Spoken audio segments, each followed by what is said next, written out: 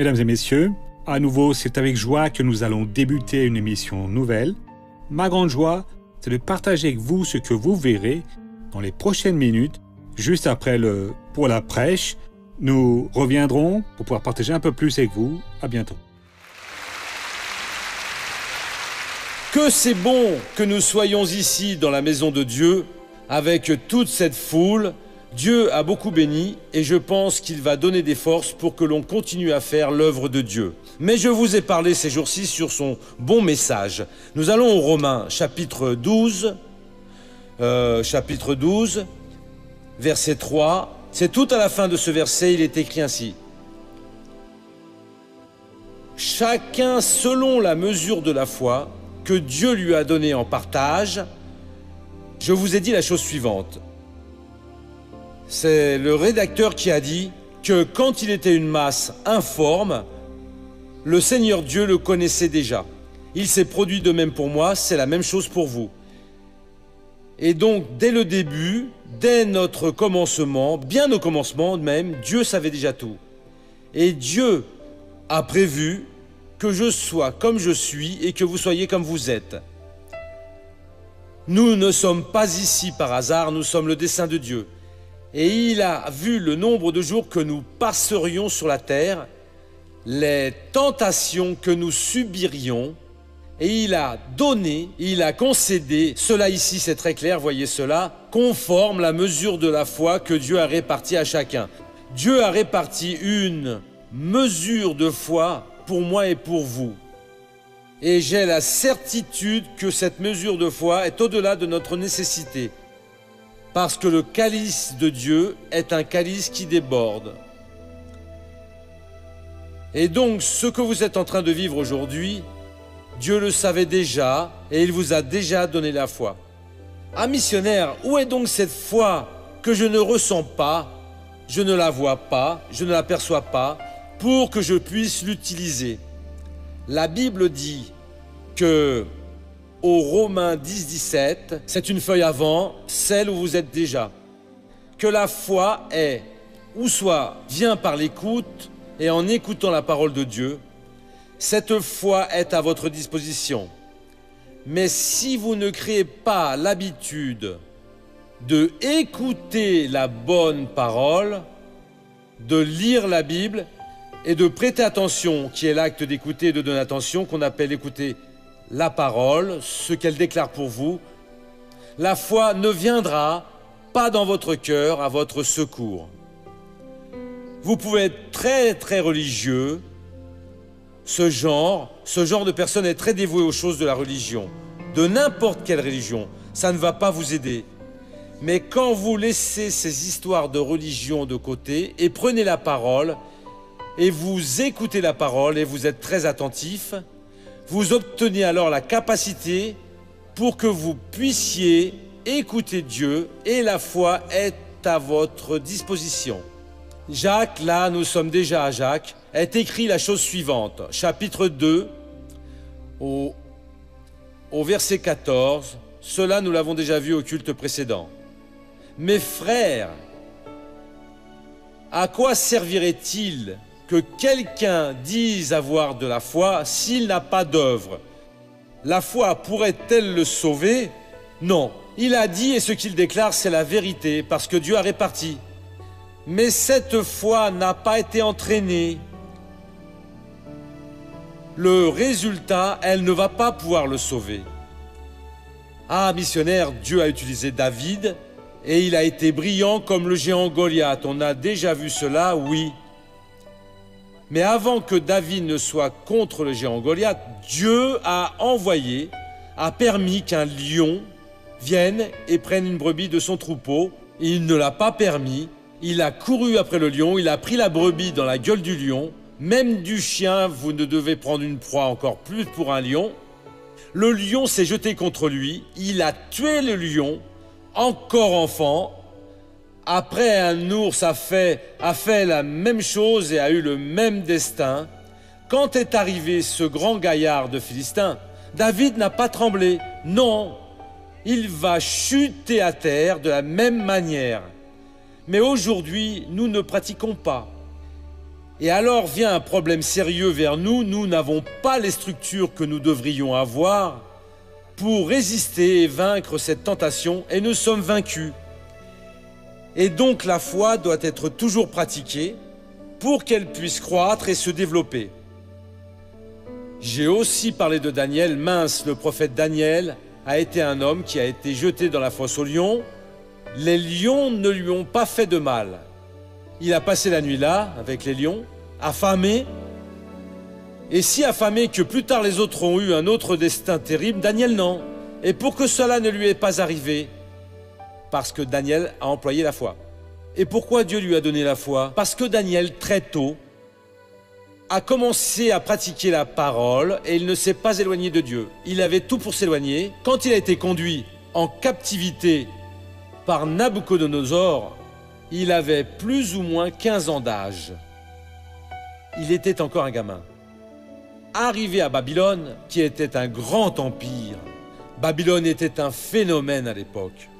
On dit que les avenues qu'il y avait dans la capitale avaient 24 km d'extension, 42 mètres de largeur. Peu de villes du monde aujourd'hui ont des avenues ainsi. En ces temps-là, il faisait comme ça. Un luxe, une folie que ce Nabuchodonosor a fait. Qu'est-ce qui est arrivé à Daniel quand il est arrivé là-bas? Voyez le chapitre, le livre de Daniel, au chapitre 1er.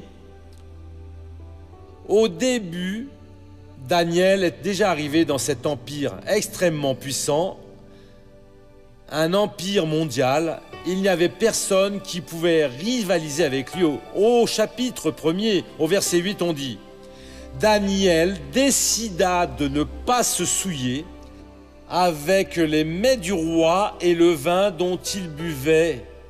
Il supplia le chef des hauts fonctionnaires de ne pas l'obliger à se souiller.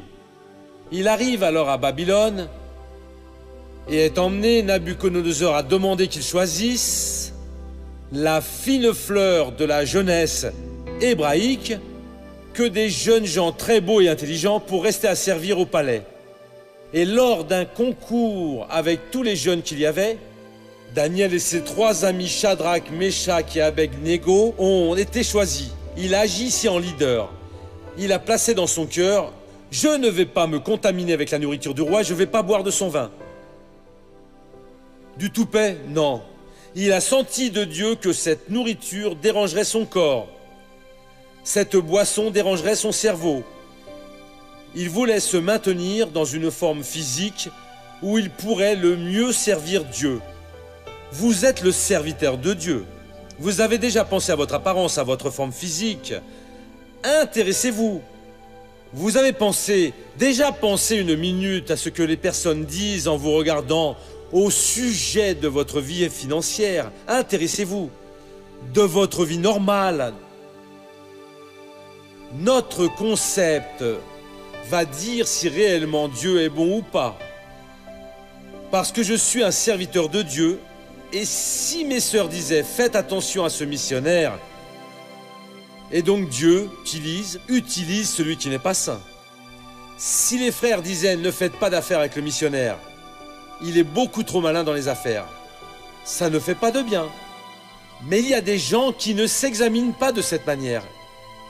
Ils ne sont pas au service du Christ. Daniel s'est placé, non, je vais être prudent. Il a parlé avec le chef des eunuques. L'homme a montré, non, il n'y a pas comment. Il a dit, laissez pour 10 jours, faites le test. Il a fait le test. Il savait dès le début ce que beaucoup de gens ne savent pas. Que l'aliment passé 10 jours n'est déjà plus dans le corps. Que ce qui vous intoxique va s'en aller. 5 jours, c'est déjà suffisant. Alors 10 jours, il a regardé une belle apparence, svelte. Alors il a laissé, et Daniel est même devenu plus sage. Il a continué à servir Dieu. Daniel a servi Dieu là-bas. Toute sa vie a été en captivité. Pendant plus ou moins 73 ans. Il est mort à 88. Il a été un des 3 présidents de la Perse. Il est arrivé à ce poste, le captif, qui est devenu un des 3.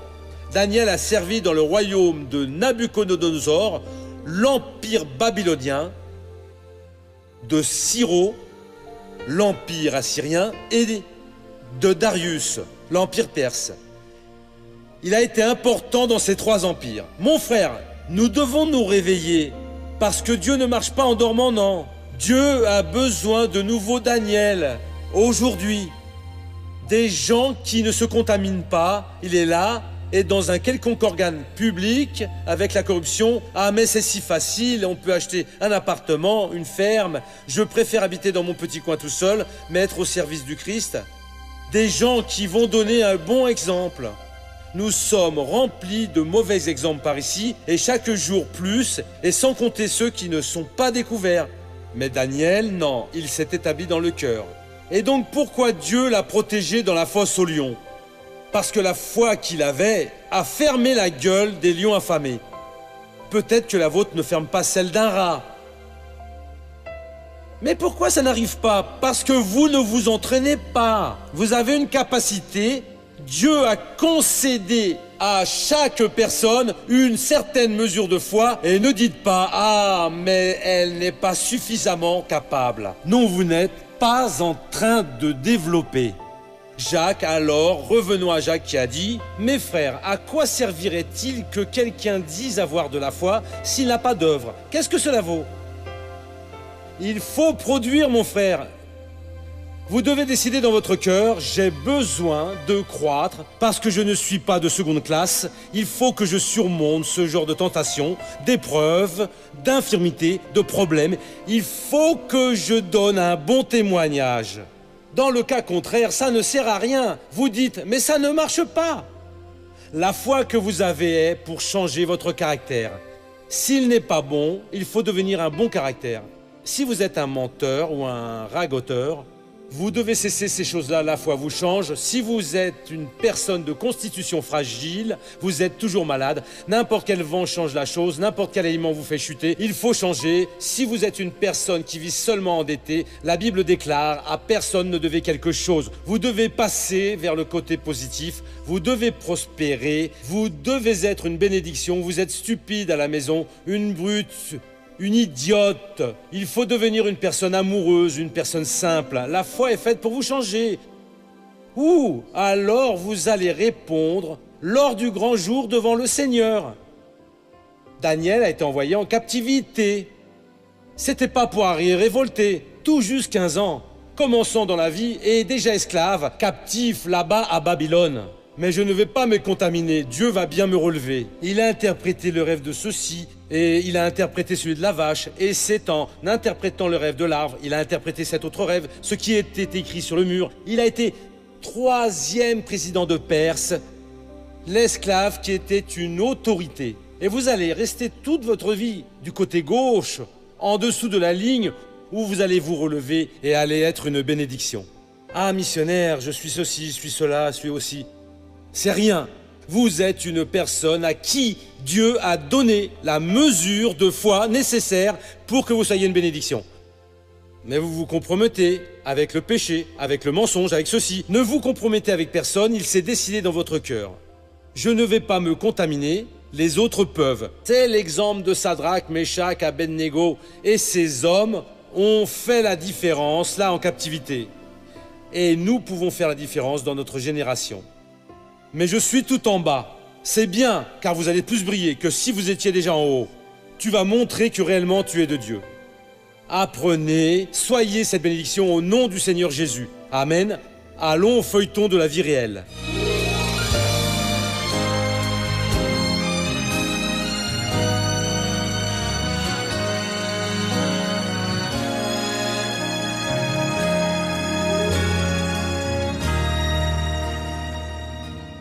La famille d'Adilio vivait des revenus d'un bar.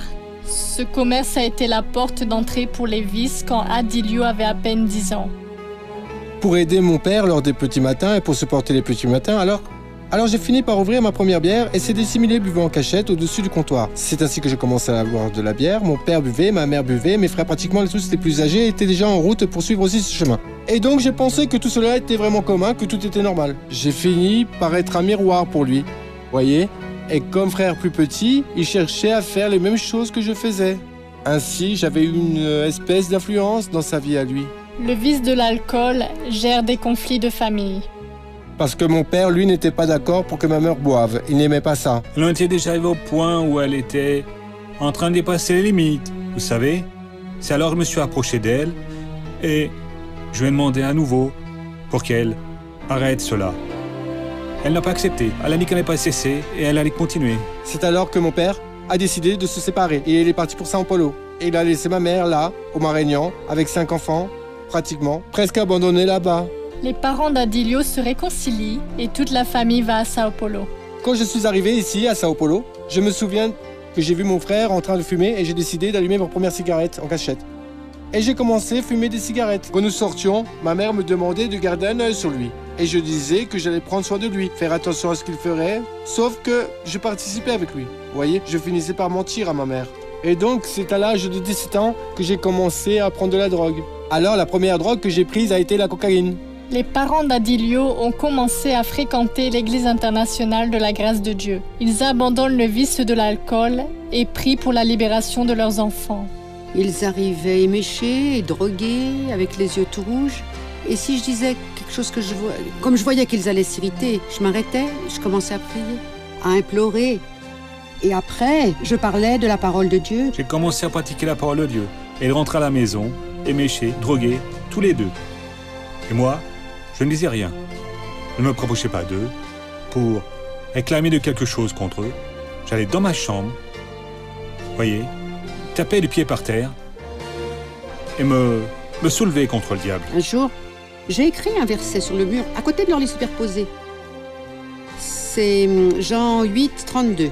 J'ai senti que je devais l'écrire, vous savez, parce que la parole de Dieu, elle est vivante, efficace, oui, et elle pénètre jusque dans l'âme et l'esprit.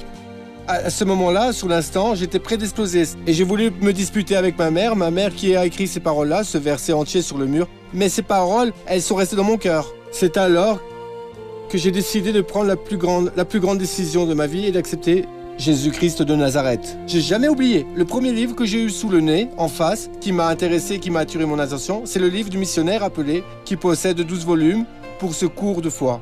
Et la première page que j'ai lue alors, c'est dans le volume 1, qui s'appelle « Détermination ». C'est en lisant cela que j'ai alors tout compris. J'ai compris que j'avais le pouvoir envers tous les vices, que je n'avais pas à demander à Dieu, que je devais déterminer contre le mal, déterminer contre tous ces vices, contre tous ces démons qui étaient en train d'agir dans ma vie. Alors, à partir de ce jour où j'ai compris ça, alors ma vie a commencé à changer et j'ai déterminé que je ne prenais plus de drogue, j'ai déterminé que je n'allais plus boire, j'ai déterminé que je n'allais plus fumer. Et par le biais de son témoignage, vous voyez, que car je l'ai vu en sortir, se diriger vers l'église, rechercher, priant à la maison, alors il s'isolait et commençait à prier. Alors j'ai aussi commencé à rechercher. Oui, c'est que quand j'ai décidé qu'il n'y avait pas d'autre chemin, je l'ai reconnu. Vous voyez, alors je me suis mis à rechercher aussi. Et aujourd'hui, je prouve ce pouvoir, que Dieu a ce pouvoir de transformer. Aujourd'hui, je fais l'œuvre ici. Je suis dans l'église du quartier des Piments, comme ouvrier, vous voyez. Et le pasteur André Louis, et lui, sur l'avenue San Juan.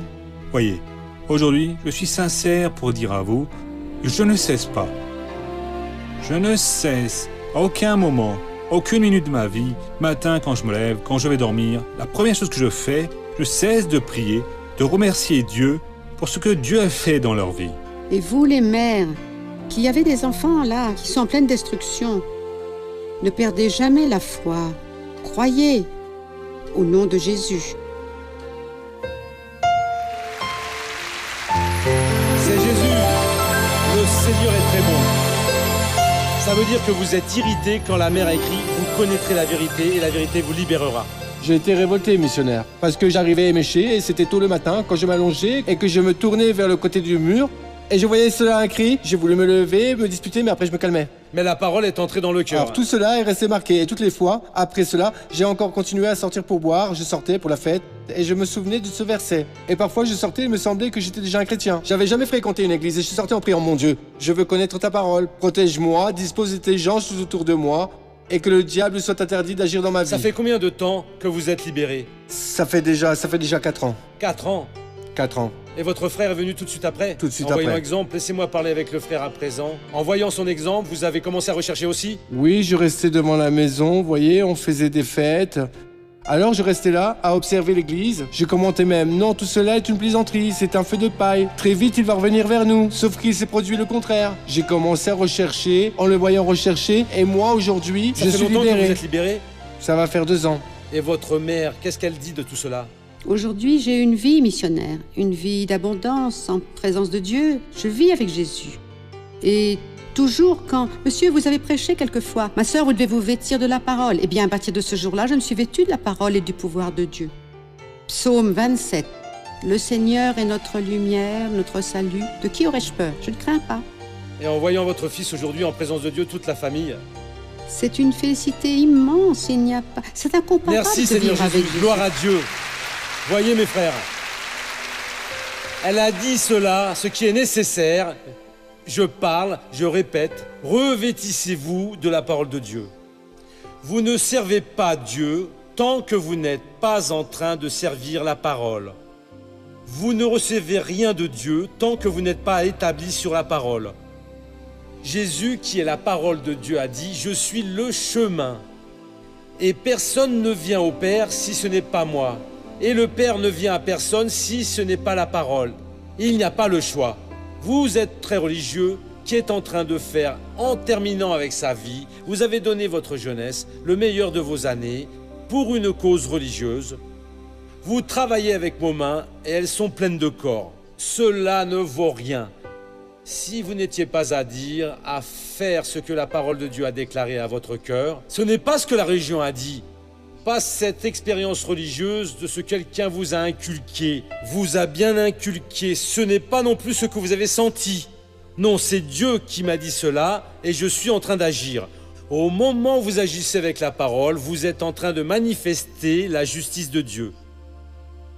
Continuez, continuez, vous allez obtenir le succès au nom de Seigneur Jésus. Courbez la tête et fermez vos yeux. Père, nous entrons en prière maintenant. Père, ta parole a incité beaucoup de personnes à chercher de nouvelles opportunités que le Seigneur a déjà créées pour elles et elles viennent te découvrir que dans l'Évangile, nous ne sommes pas serviteurs d'une religion, d'une pensée négative, maligne, mais nous sommes des serviteurs de la vérité, de la vie abondante, de la prospérité, de la cure divine, d'une vie sainte, propre, digne, droite et bénie. Et c'est pour cela que nous sommes ici devant toi maintenant. Oh mon Dieu, je sais qu'il y a des personnes priant avec moi en ce moment, en un endroit certain de ce monde, et des personnes qui viennent manger le pain des larmes, des personnes qui ont leur vie toute compliquée, intoxiquées avec les drogues, avec de mauvaises paroles, des paroles horribles, avec des actes néfastes, des choses que des personnes de bien ne pratiquent pas, ne font pas, des choses qui font honte à la famille, et cette personne vient nous dire « Donne-moi cette chance ». Ainsi, ô Dieu, comme le Seigneur a donné à notre frère Adilio, quand il a vu écrit sur le mur que s'il connaissait la vérité le libérerait, et le Seigneur, ô Dieu, lui a fait connaître la vérité. Et il est à votre service. Il a amené son frère, sa mère vous sert, la famille entière. Je veux que cela se produise dans la vie de cette personne qui est là de l'autre côté maintenant, en prière et déclarant « J'ai besoin de changer, j'ai besoin d'être une personne différente, j'ai besoin de sortir de ça ». Ôte cette personne de cela, mon Dieu, de cette vie déréglée, de cette vie maligne, de cette vie sale. Cette personne a tout pour être une bénédiction, mais elle est encore esclave de pensées négatives, de forces spirituelles, de la méchanceté, des forces immondes, ô Dieu. Et maintenant, elle est en train de faire le premier pas. Oh mon Dieu, je veux que cette personne soit libérée, que celle qui est malade, sous le coup d'une épreuve, je la veux bien guérie. Père, je vais unir ma foi à la foi de cette personne et au nom de Jésus-Christ, je réprimande cette force maligne, je l'expulse de cette vie à présent et je dis mal, retire la main de cet homme, retire la main de cette femme, retire la main de cette personne. Vont sortir à présent toutes les maladies, toutes les infirmités tous les maux, battez en retraite maintenant. Je détermine maintenant, j'ordonne, sortez au nom de Jésus. Bien, je suis certain que ce beau témoignage du feuilleton de la vie réelle est quelque chose qui touche. Vous avez vu la différence quand une personne croit en Dieu, quand la personne décide d'accepter la parole de Dieu, elle décide de fuir l'apparence du mal, elle décide de prendre une attitude de foi. Tout est basé sur l'attitude de foi. L'attitude de foi, l'attitude de confiance, de regarder vers le mal, de regarder la faiblesse, de regarder vers l'adversité et de savoir que Dieu est en train de bénir, que Dieu peut changer la vie de cette personne. Mesdames et messieurs, peut-être que maintenant je suis en train de parler avec des personnes qui ont besoin d'attitude de foi. Dans quel domaine? Elles sont maintenant appelées pour prendre part à un grand défi, pour faire partie des personnes qui parrainent cette œuvre, des personnes qui ressentent cet appel. Qu'est-ce que c'est cet appel? C'est le désir de Dieu de venir collaborer à cette œuvre. Et de plus, sourire la situation et dire « Je ne peux pas ». Si Dieu est venu déposer ce désir en vous, vous pouvez. Parce que s'il est venu vous inspirer, il va ouvrir la porte, il va ouvrir le chemin, il va montrer le moyen par lequel vous allez parvenir à accomplir votre vœu. Peut-être que vous me demandez, la bénédiction de Dieu est payante? Non. Dieu vous bénit de forme gratuite. Néanmoins, cela c'est un ministère, cela c'est un appel. C'est une chose que Dieu dépose au fond du cœur d'un groupe de personnes. Ce ne sont pas tous. Mais pour ce groupe, s'il obéit à Dieu, il sera vraiment beaucoup béni parce que Dieu voit dans ces personnes le potentiel pour être des sources des sources qui bénissent cette émission du spectacle de la foi. Et Dieu est venu appeler beaucoup de personnes ce matin. Et si Dieu vous appelle, appelez maintenant ce numéro qui apparaît sur vos téléviseurs. Tous nos standardistes, des personnes qui travaillent avec nous, auront le plus grand plaisir de vous aider, d'entrer en contact avec vous et de faire toute votre réception, toute la préparation et vous enseigner comment faire partie de ce groupe. Peut-être nous sommes en train de parler des personnes qui ont aussi besoin de prière de foi, mais aussi nous sommes prêts à vous aider en prière. Vous pouvez aussi nous appeler à ce même numéro. Nous sommes avec la plus grande gentillesse pour vous aider au nom du Christ. Nous avons laissé bien clair que notre intention ici, c'est que vous parveniez à atteindre les promesses que Dieu a promis. Pour que vous parveniez à atteindre, il faut prendre une attitude. Et l'attitude est manifestée quand vous comprenez, quand vous agissez et quand vous croyez. Agissez par la parole de Dieu. Agissez comme ces personnes en action, ayez confiance et il vous rétablira complètement. Bon, nous revenons lors d'une autre opportunité, toujours à ce même horaire, sur cette même chaîne. Restez tous avec Dieu et à bientôt. Ciao.